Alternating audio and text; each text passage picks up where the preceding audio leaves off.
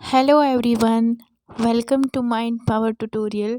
In this video, I will be discuss about research ethics. Research ethics होता क्या है? Research ethics involves the application of fundamental principles, ethics, research activities which include the design and implementation of the research respect towards society and others. तो research ethics का मतलब क्या होता है? Ethics means rule. As a researcher हमें क्या करना चाहिए और क्या नहीं करना चाहिए अपनी रिसर्च में, हमारे लिए क्या सही है क्या गलत है, ये हमें रिसर्च इथिक्स बताता है। मतलब हमें रिसर्च में क्या करना चाहिए और क्या नहीं करना चाहिए, ये हमें रिसर्च इथिक्स बताता है। ठीक है, आप जब रिसर्च करो तो झूठ मत बोलो, किसी का डेटा चोरी मत करो, रिसर्च में कुछ भी मतलब ऐसा वैसा नहीं करना है। रिसर्च में कुछ चीज़ें हैं जो सही हैं, जो हमें करनी चाहिए, और कुछ चीज़ें गलत हैं जो हमें नहीं करनी चाहिए। तो इथिक्स का मतलब क्या है? इथिक्स का मतलब है गाइडलाइंस। मुझे कैसे रिसर्च करनी है, क्या गाइडलाइंस हैं, क्या प्रिंसिपल्स होते हैं, ये सारी चीज़ें हमको फॉलो करना चाहिए। जैसे सोसाइटी में लीगल रूल होते हैं, हम किसी का मर्डर नहीं कर सकते, हम चोरी नहीं कर सकते, वैसे ही रिसर्च के कुछ इथिक्स होते हैं। अब आती हैं approaches to research ethics. Research design ethics है यहाँ पे, सॉरी, इथिक्स। क्या क्या अप्रोचेस हैं रिसर्च इथिक्स की? अब हम पढ़ते हैं वन बाय वन क्या क्या अप्रोचेस हैं। Number one is deontology deontological approach. Then second one is ethical scepticism. Then third one is utilitarianism. Deontological क्या होता है? जजेस ethical issues on the basis of some universal code. मतलब क्या है इसका? वो करो जो हर कोई कर रहा है, जो दुनिया में यूनिवर्सली सारे करते हैं। फॉर एग्जाम्पल, जैसे universal code is telling lie is wrong and telling truth is right, तो सेम रिसर्च में भी हमें चोरी नहीं करनी है। तो यूनिवर्सल कोड जो हर कोई कर रहा है वही हमने करना है। ठीक है, तो universal code of doing research, यहाँ पे यूनिवर्सल कोड होता है। इथिकल स्केप्टिसिज्म क्या होता है? यू आपको वो नहीं करना है, आपको वो नहीं करना जो हर कोई मान रहा है। Ethics not universal, it is relative. Ethics क्या नहीं होता? जैसे डियोंटोलॉजी में बोला कि इथिक्स यूनिवर्सल होते हैं, ये एक यूनिवर्सल कोड है, जो हर कोई मान रहा है वो हमें भी मानना है, जो हर कोई फॉलो कर रहा है वो हमें भी फॉलो करना है। बट इथिकल स्केप्टिसिज्म में क्या बोलते हैं कि जो हर कोई मान रहा है वो आपको नहीं करना है। जो जो हर कोई कर रहा है वो आपको नहीं करना है। ठीक है, तो आपने क्या करना है? What is right as per your culture, as per your time. जो हर कोई मानता है वो नहीं करना, जो आपके लिए सही है, आपके टाइम के लिए, आपके सिचुएशन के लिए सही है, तो वो करो। तो यहाँ पे इथिकल रूल को क्या बोला है कि ethical rules are arbitrary and relative to individual people and culture. जो हमारे कल्चर के लिए, जो हमारे टाइम के लिए सही है वो करो, वो नहीं करो जो हर कोई कर रहा है। देन आता है यूटिलिटेरियनिज्म। यूटिलिटेरियनिज्म मतलब यहाँ पे हमें बोलते हैं कि सी बेनिफिट, हमने सिर्फ बेनिफिट देखना है, जिसमें बेनिफिट ज़्यादा हो और रिस्क कम हो वो करो। ठीक है। क्या बोले? Judgement should depend on possible consequences of studying including benefit and cost. वो करो क्या इथिकल है और क्या अनइथिकल है। इथिकल बेनिफिट अगर है, बेनिफिट अगर ज़्यादा है और रिस्क कम है तो वही करो, इसमें बेनिफिट की बात की जाती है। उसके बाद पढ़ेंगे हम प्रिंसिपल्स क्या हैं इसके। प्रिंसिपल्स ऑफ रिसर्च इथिक्स के क्या प्रिंसिपल्स हैं? रिसर्च इथिक्स के क्या क्या प्रिंसिपल्स हैं? There are so many principles of research ethics, but हम इम्पॉर्टेंट को पढ़ेंगे। पहला है कलेक्टिंग इंफॉर्मेशन। पहला क्या है? Collecting information. जो भी हमारे रिसर्च पार्टिसिपेंट्स हैं उनसे आप इंफॉर्मेशन लो बिना उनको फोर्स किए। ऐसे नहीं कि आपने जाना है कहीं रिसर्च करने, आप उसको फोर्स करोगे। किसी भी तरह से उनको डरा के, धमका के, दबाव डाल के उनको प्रेशराइज करके इंफॉर्मेशन नहीं लेनी है। बिफोर रिसर्चर कलेक्ट्स डाटा, आपको क्या करना है आपको रिक्वेस्ट करनी है उनसे। आपने पार्टिसिपेंट को फोर्स नहीं करना है, आपने पार्टिसिपेंट्स को फ्री छोड़ना है। इन्फॉर्मेशन देता है तो अच्छी बात है, नहीं देता है तो भी अच्छी बात है। बट हमने क्या करना है, हमने उनको फोर्स नहीं करना है, हमने ऐसी इन्फॉर्मेशन को कलेक्ट करना है, हमने उनसे रिक्वेस्ट करनी है, हमने उनको डराना नहीं है। ये होता है collecting parts information. Then seeking consent of participants. Consent का मतलब क्या होता है? Consent means permission. हमने क्या करना है, हमने परमिशन लेनी है उनसे। इन्फॉर्म कंसेंट लेना है।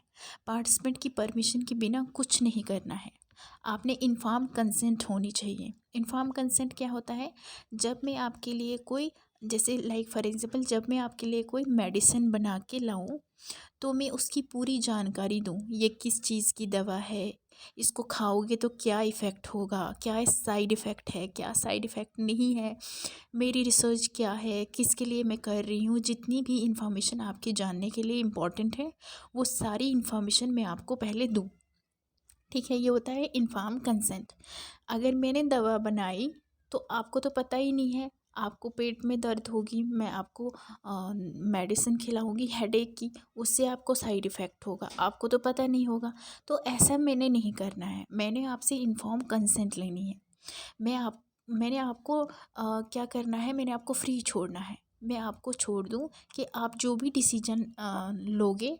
जैसे मैंने आपको बोला मैंने कोई दवा बनानी है, लाइक फॉर एग्जांपल मेडिसिन बनानी है, तो मैं आपको पहले ये बोलूँगी कि इससे आपको ऐसा इफ़ेक्ट होगा। मैं किस लिए, मैंने पूरी जानकारी दी आपको। बट फिर मैं क्या करूँगी, मैं आपको फ्री छोड़ूँगी। ठीक है, मैं बोलूँगी आपने जो डिसीजन लेना है आप वो ले सकते हो। आप पे मैं आपको कोई भी प्रेशराइज़ नहीं करूँगी। ठीक है, आप पे दबाव नहीं डालूँगी। आप तैयार होंगे तो आप पे मैं रिसर्च करूँगी। अगर आप तैयार नहीं होंगे तो मैं आपको फ्री छोड़ूँगी। पूरी जानकारी देके, कॉन्सेंट देके मैंने क्या करना है, आपसे डेटा कलेक्ट करना है। तो seeking consent of participants. Then third one is provide incentives. ऐसा नहीं होना चाहिए कि मैं रिसर्च करने आऊँ और मैं आपको बोलूँगी अगर मेरे साथ पार्टिसिपेट करोगे तो मैं आपको 5,000 दे दूँगी या 5 लाख दे दूँगी। तो ये इथिक्स हमें नहीं बोलते हैं, ये रॉन्ग है, ये इथिकल नहीं है, ये अनइथिकल है। तो मैंने आपको इंसेंटिव प्रोवाइड नहीं करना। अब अगर मैं बोलूँगी मैंने जम्मू कश्मीर का डेटा कलेक्ट करना है, अब कौन हर एक विलेज में जाएगा, हर एक डिस्ट्रिक्ट में जाएगा, मैं क्या करूँगी, मैं पैसे दे दूँगी। पैसे दे दूँगी तो वो मुझे डेटा कलेक्ट करके देंगे। बट ये नहीं करना है, इंसेंटिव प्रोवाइड नहीं करने हैं, ये अनइथिकल है। Seeking sensitive information. Sensitive information का मतलब क्या है? बहुत से लोगों को लगता है कि कोई उनकी एज के बारे में पूछ रहा है। गर्ल्स को ऑकवर्ड लगता है कि वो अपनी इनकम के बारे में नहीं बताना चाहती हैं, अपनी मैरिटल स्टेटस के बारे में नहीं बताना चाहती कि वो शादीशुदा है नहीं है, एज क्या है उनकी ये भी नहीं बताना चाहते। तो बहुत सारी ऐसी सेंसिटिव इन्फॉर्मेशन होती है जो लोग नहीं बताना चाहते हैं, किसी के साथ भी नहीं बताना चाहते। तो अगर किसी के ऊपर रिसर्च की जाए, ठीक है, किसी के ऊपर रिसर्च की जाए तो आप पहले उसको इन्फॉर्मेशन दो कि ये चीज़ें हैं, आपसे पूछी जाएंगी। जैसे अगर मैंने रिसर्च करनी है आप पे तो मैं आपको पूछूंगी मैं आपको पूछूंगी कि मैंने आपसे पहले मैं आपसे मतलब आपको इन्फॉर्म करूंगी, इन्फॉर्मेशन दूंगी, मैंने आपसे ये बातें पूछनी है। ठीक है, तो पहले मैं आपको बताऊंगी, फिर मैं आपको टाइम दूंगी कि आप डिसाइड करो। ठीक है, और फिर अगर आप आकर मुझे हाँ कर दोगे, ठीक है, आप मुझ पर रिसर्च कर सकते हो, आप ये बातें, ये सारी जो सेंसिटिव इन्फॉर्मेशन ये पूछ सकते हो। तो मैं क्या करूँगी मैं आप पे रिसर्च करना स्टार्ट करूँगी और ये हो जाएगा, ये इथिकल बन जाएगा। ये हमारे इथिक्स हैं कि पूछ के करना, बोलना, ठीक है। ये होता है सीकिंग सेंसिटिव इन्फॉर्मेशन, ऐसे हम सेंसिटिव इन्फॉर्मेशन लेते हैं। देन आता है ऑनेस्टी। रिसर्चर के अंदर ऑनेस्टी होनी चाहिए। जो भी मेथड्स, जो भी वो मेथड्स रिपोर्ट कर रहा है, ठीक है, प्रोसीजर वो अपने लिए, मतलब अपनी रिसर्च के लिए कर रहा है, उनको करेक्टिवली, ठीक है, करेक्टली तरीके से, अच्छी तरीके से वो प्रेजेंट करे। उसमें क्या होनी चाहिए, उसमें ऑनेस्टी होनी चाहिए। वो फैब्रिकेशन ना करे, फाल्सिफिकेशन ना करे, मिसरिप्रेजेंटेशन ना करे। फैब्रिकेशन, फाल्सिफिकेशन, प्लेगियरिज्म, मिसरिप्रेजेंटेशन, ये हम नेक्स्ट वीडियो में डिटेल में पढ़ेंगे। बट यहाँ पे आप याद रखो कि जो ऑनेस्टी है, रिसर्चर को ऑनेस्ट होना चाहिए और उसको ये सारी चीज़ों से दूर रहना है। फैब्रिकेशन नहीं करना। फैब्रिकेशन का मतलब क्या है, थोड़ा समझा देती हूँ। फैब्रिकेशन क्या होता है, खुद से डेटा बनाना, मेकअप करना डेटा का। फॉर एग्जांपल, अगर मुझे 100 लोगों का डेटा मुझे चाहिए है, ठीक है, तो मुझे 90 लोगों का ही डेटा मिल गया, मैंने क्या किया, 10 लोगों का अपने से ही बना लिया। वो होता है फैब्रिकेशन करना। वो हमारी रिसर्च वैसे अनइथिकल बन जाती है, हमने उससे दूर रहना है। फाल्सिफिकेशन क्या होता है, गलत तरीके से रिसर्च करना, चीज़ों को ओमिट करना, ठीक है। अगर मेरे पास 100 लोगों का डेटा है, मुझे लगता है 2 लोग इसमें किसी काम के लिए, मैं खुद से ही निकाल लूँगी, ठीक है। डेटा को ओमिट करना, गलत तरीके से रिसर्च करना, ये भी फाल्सिफिकेशन होता है, ये भी अनइथिकल काम है। मिसरिप्रेजेंटेशन क्या है, डेटा को कम या ज़्यादा दिखाना। तो हमने क्या करना है, हमने इन चीज़ों से दूर रहना है। एज अ रिसर्चर हमारे अंदर ऑनेस्टी होनी चाहिए, ठीक है। हम फैब्रिकेशन ना करें, फाल्सिफिकेशन ना करें, मिसरिप्रेजेंटेशन ना करें और प्लेगियरिज्म ना करें, किसी की रिसर्च उठा के चोरी ना करें, ठीक है। ये होता है honesty. Then the next one is frankness. Frankness क्या है, जब भी रिसर्च कर रहे, ठीक है, रिसर्चर जब भी रिसर्च करे तो कोई बायसनेस नहीं लाना है। जैसे मैं बोलूँगी कि ये मेरे ताया जी हैं, ये मेरे मामा जी हैं, ऐसा नहीं करना है। हमने अपने पर्सनल रिलेशनशिप को बीच में नहीं लाना है। No personal relationship should come into play while doing review, gaining, जब गिविंग ग्रांट्स, जैसे हमें यूनिवर्सिटी से ग्रांट मिलता है, हमें वो रिसर्च करने के लिए मिलता है, ठीक है, कि हम अलग अलग जगह से डेटा कलेक्ट करने चाहें, वो सारी चीज़ें। तो हमें क्या करना है, हमने जैसे हमने बोला है, हमने वही करना है, हमने धोखा नहीं देना है किसी को। देन आता है then the 7th one is integrity. Integrity का मतलब क्या है, अपने प्रोमिसेस को कंप्लीट करो, कभी भी झूठे वादे मत करो। और जो बोल रहा है, और आप, एक रिसर्चर जो बोल रहा है और वो जो कर रहा है, उसमें सिंसियरिटी होनी चाहिए, इंटीग्रिटी होनी चाहिए। अगर मैं बोलूँगी मुझे स्कॉलरशिप दे दो, JRF क्वालिफाई हो गया तो स्कॉलरशिप दे दो, मैं अच्छे तरीके से, इथिकल तरीके से रिसर्च करूँगी, बट मैंने जो बोला मैंने वो किया नहीं, उसमें सिंसियरिटी नहीं है, ये इंटीग्रिटी नहीं है, अनइथिकल हो जाता है। तो मैं जो बोल रही हूँ और मेरा बोलना और मेरे करने में डिफरेंस नहीं होना चाहिए, ठीक है, ये इंटीग्रिटी होता है। Then the 8th one is respect for intellectual property. Intellectual property means mental ability, ठीक है।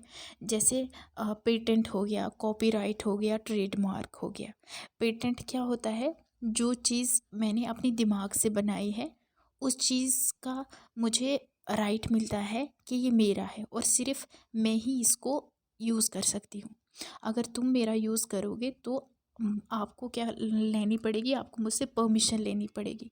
कॉपीराइट क्या होता है, कॉपीराइट होता है अगर मैंने कोई, जैसे सॉन्ग्स एक्सेट्रा लिखे हैं, कोई आर्टिस्ट, जैसे कोई आर्टिस्टिक काम किया है, उसके लिए कॉपीराइट मिलता है, ठीक है। तो कॉपीराइट, पेटेंट, ट्रेडमार्क, इन सब की हमने क्या करनी है, इन सब की हमने रिस्पेक्ट करनी है। देन आता है सब्जेक्ट प्रोटेक्शन। सब्जेक्ट प्रोटेक्शन मतलब, इसका मतलब क्या है, सब्जेक्ट मीन्स जिनके ऊपर आप रिसर्च कर रहे हो, किसके ऊपर आप रिसर्च कर रहे हो, जिसके ऊपर भी आप रिसर्च कर रहे हो वो आपका सब्जेक्ट कहलाता है। एनिमल्स पर कर रहे हो तो आपके सब्जेक्ट एनिमल्स हैं। ह्यूमंस पर कर रहे हो तो आपके सब्जेक्ट्स ह्यूमन होंगे। ह्यूमंस और एनिमल्स की प्रोटेक्शन आपकी रिस्पॉन्सिबिलिटी है। आप उनके ऊपर रिसर्च कर रहे हो तो आपकी रिस्पॉन्सिबिलिटी है। नुकसान कम करना है, ठीक है, नुकसान कम करना है। तो अगर उनको नुकसान पहुंचेगा दैट इज़ यूअर रिस्पॉन्सिबिलिटी। उनकी प्रॉपर केयर करनी है रिसर्च में। ये होता है सब्जेक्ट प्रोटेक्शन। देन आता है non discrimination. Discrimination against colleague and students on the basis of sex, race, ethnicity should be avoided. हमें ये सारी चीज़ें किसी के बेसिस पर भी हमने किसी को डिस्क्रिमिनेशन नहीं करनी है, डिस्क्रिमिनेट नहीं करना है उनको। Confidentiality and responsibility. तो आप रिसर्च करने के लिए जो भी डेटा लेके आए हो, ठीक है, तो उसी पर्पज़ के लिए डेटा को यूज़ करो। अपनी इंफॉर्मेशन और डेटा, कोई भी इंफॉर्मेशन या डेटा किसी की भी मत लीक करो। कॉन्फिडेंट मतलब एनोनिमिटी रखो, गोपनीयता रखो बना के, ठीक है। तो लीक मत करो। जैसे आपने किसी से सेंसिटिव इन्फॉर्मेशन ली, एज ए रिसर्चर आपको क्या करना है, उसकी एनोनिमिटी रखनी है, गोपनीयता रखनी है, ठीक है। तो रिस्पॉन्सिबिलिटी क्या होता है, researcher has to be responsible. Research हमेशा सोसाइटी के अपलिफ्टमेंट के लिए होनी चाहिए। कुछ न्यू थिंग्स को आपने क्या करना है, निकालना है। ऐसा नहीं हो मैंने रिसर्च करी तो वो किसी काम की ही नहीं है, ऐसा नहीं होना चाहिए। देन आता है इथिकल इश्यूज़ क्या क्या हैं। इथिकल इश्यूज़ क्या क्या हैं, बहुत सारे इश्यूज़ हैं इथिकल इश्यूज़। हम कुछ की पॉइंट पढ़ेंगे। Changing data to meet the desired result. मैंने अपने डेटा को चेंज कर दिया, जो मैंने आपको बोला था आपने इससे दूर रहना है, फाल्सिफिकेशन, फैब्रिकेशन। तो मैं डेटा को ही चेंज कर रही हूँ कि मेरे रिज़ल्ट अच्छे आएँ। ये इथिकल नहीं है, ये अनइथिकल, ये इशू बन जाता है इसमें। Then violating participants confidentiality. मैं क्या करूँगी, जो मैंने गोपनीयता बना के रखनी थी वो मैंने वायलेट कर ली, हर किसी के साथ मैंने शेयर कर दी। Then third one is changing data to meet the desired result. ये हो गया। Incorrect research report. Incorrect research report क्या है कि मैंने कुछ और लिखना था, मैंने डेटा कुछ और बोल रहा था, मैंने कुछ अपने तरीके से कुछ और ही बना दिया, रिपोर्ट ही गलत बना दी। ये भी अनइथिकल काम होता है। Data collection and data analysis. मैंने क्या करना था, डेटा एनालिसिस के टाइम में भी बहुत ज़्यादा अनइथिकल चीज़ें मैंने कर ली। प्रोविजन और डेप्रीवेशन ऑफ अ ट्रीटमेंट। इसका मतलब क्या है, as a like for example मैं मेडिकल रिसर्च हूँ, एज अ मेडिकल रिसर्चर मुझे क्या करना चाहिए, ट्रीटमेंट मैंने सोचना है, ट्रीटमेंट दूँ या ना दूँ, दूँ या ना दूँ। Specially in case of medical research, जब ऐसी सिचुएशन आए तो एज अ रिसर्चर आपको खुद से 3 क्वेश्चंस पूछने चाहिए। अब वो क्या क्या 3 क्वेश्चंस हैं, क्या मैंने कॉन्सेंट ली, ठीक है। आप किसी को आप दवा दे रही हो तो आपने पूछना है ना उनको, क्या मैंने कॉन्सेंट ली, मतलब परमिशन ली उनसे। अगर आपने कॉन्सेंट ली है, ठीक है, ठीक है। मिनिमम रिस्क जो मैं कर रही हूँ, अगर उसने यस बोला तो इसमें मिनिमम रिस्क होना चाहिए, कम से कम रिस्क होना चाहिए, ठीक है, कम रिस्क होना चाहिए, मिनिमम रिस्क। और third one is Frank discussion. Frank discussion क्या है, मैं अपनी तरफ से पूरी कोशिश कर चुकी हूँ कि कम से कम रिस्क हो, ठीक है। अभी चीज़ें प्रूफ नहीं हुई हैं इसलिए मैं ज़्यादा प्रॉमिस नहीं कर सकती हूँ। तो आपने ये 3 चीज़ें बोलनी हैं। अगर उसने हाँ बोली, आपके सब्जेक्ट ने जिसके ऊपर आप रिसर्च कर रहे हो, अगर उसने हाँ बोली तो पहले परमिशन लेनी है, फिर रिस्क का बताना है, और फिर उसके साथ फ्रैंक डिस्कशन करनी है।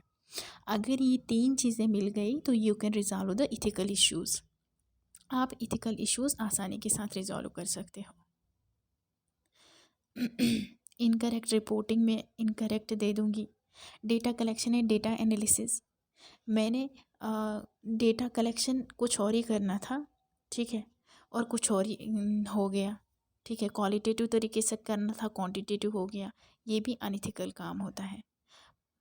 प्रोविजन और डेप्रीवेशन ये भी हो गया।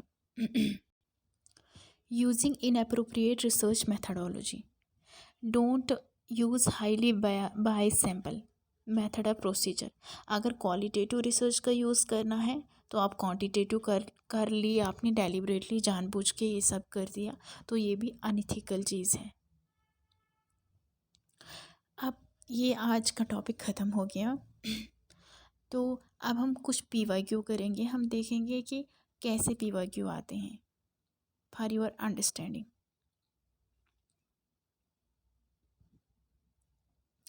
The ethical consideration in research includes, ethical consideration क्या है, कहाँ कहाँ इथिक्स आता है।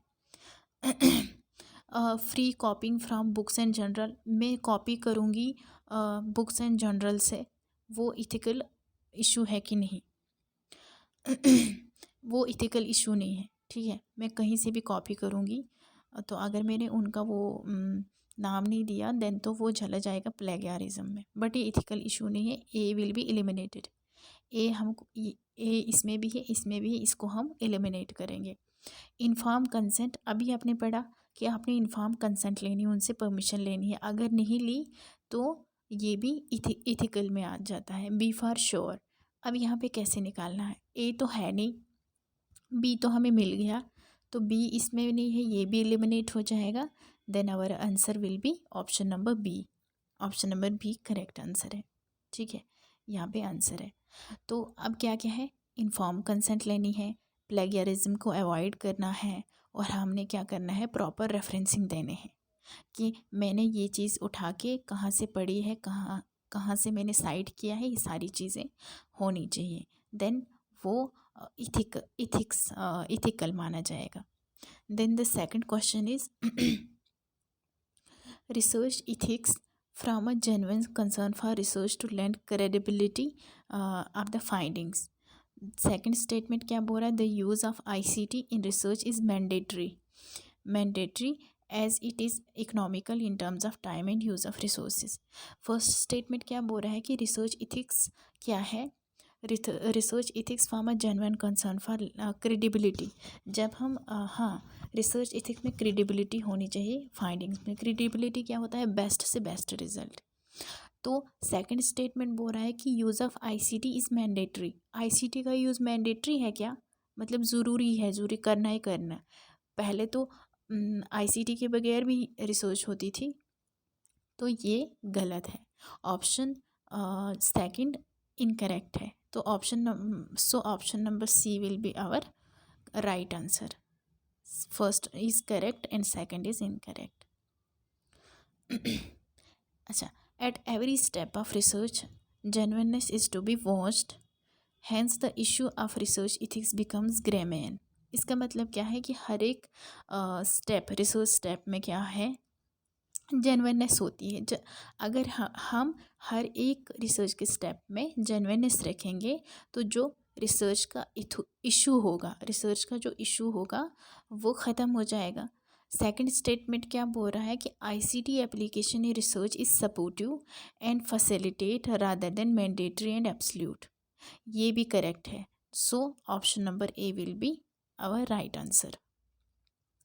Research ethics has a direct connection more often with which stage. अब रिसर्च इथिक्स का ज़्यादा कनेक्शन किस में होता है, ठीक है। तो research ethics defining and delimiting the scope of research, ये कौन सी बात हुई, जब हम डिफाइन कर रहे हैं या डिलिमिट कर रहे हैं, ये तो नहीं है, ए को हम एलिमिनेट कर सकते हैं। Defining the population and deciding, जिस टाइम हम सैंपल को डिसाइड करेंगे या पॉपुलेशन डिसाइड करेंगे उस टाइम कौन नहीं आएगी हम क्या कर रहे हैं, हम तो सीधे ही कर रहे हैं ना, उस टाइम कोई इथिक्स नहीं आएगी। सो ई भी हम एलिमिनेट कर सकते हैं, sorry. Deciding about statistical techniques, जिस टाइम हम अभी डिसाइड ही कर रहे हैं स्टैटिस्टिकल टेक्निक्स कौन सी लगाएंगे कौन सी नहीं, यहाँ भी इथिक्स आने के चांसेस नहीं है। अगर ज़्यादा इथिक्स आने के चांसेस हैं तो वो है जिस टाइम हम पॉपुलेशन डिफाइन कर रहे हैं, ठीक है, हम जिस टाइम पॉपुलेशन और जिस टाइम हम क्या कर रहे हैं, प्रॉब्लम को डिफाइन कर रहे हैं। रिपोर्टिंग जिस टाइम हम रिपोर्टिंग, मैंने आपको पहले भी बोला था पीछे जब हमने पढ़ा था, तो रिपोर्टिंग के टाइम में रिसर्च इथिक्स बहुत होता है, ठीक है। The scope and potential for controversy is related to terms of application ICT and research ethics. किसमें ICT भी यूज़ होता है ज़्यादा और इथिक्स भी, रिसर्च इथिक्स भी यूज़ होता है ज़्यादा। वो होता है डेटा एनालिसिस के टाइम में और जिस टाइम हम रिपोर्टिंग कर रहे हैं उस टाइम पे होता है। तो आज हमने ख़त्म कर दिया। अगर आपको अच्छा लगा होगा वीडियो तो मैं इसका पार्ट 2 भी लाऊंगी, जिसमें आज हमने देखा कि हमें रिसर्च इथिक्स में क्या क्या करना चाहिए।